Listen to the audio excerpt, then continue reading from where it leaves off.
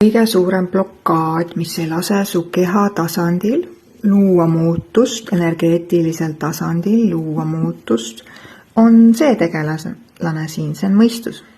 Kui sa oled 98% mõistuses ja 2% infot jõuab su kehasse, siis mis sa arvad, kas keha tasandil toimub muutus?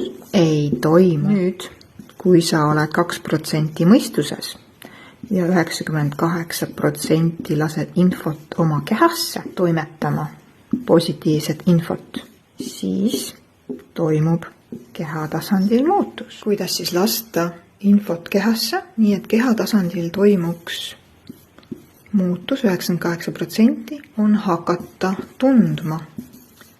Tunded, emotsioonid, mida ma tunnen, sest kui sa oled mõistuses ei ole tundeid. Aga muutus keha tasandil toimub ainult läbi tunnete. Mina tunnen, mina kogen.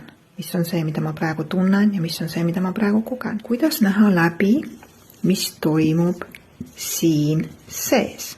Sest mõistuses sa võid tahta, ma tahan uut tööd, ma tahan seda, ma tahan toda, ma tahan kolmandat. Kuigi tegelikult see tunne siin sees võib olla hoopis midagi muud. Kuidas saada aru, mis toimub siin sees? Esiteks sa ei käiks nagu peata kana ringi, ajamas taga, jooksmas, kuskil tegemas midagi, mida sa tegelikult tegema ei pea, sest see on väga pikaldane, see on väga pikk ring. Kui sa lähed kohe siia alateadvusesse ja saad aru, mis siin sees toimub, on sul väga lühike tee jõudmaks selleni, mida sa tahad, sest sa näed ennast selgelt puhtalt läbi. Baas ABC-d. Ja see on imelihtne, kuidas näha iseennast selgelt läbi kohe.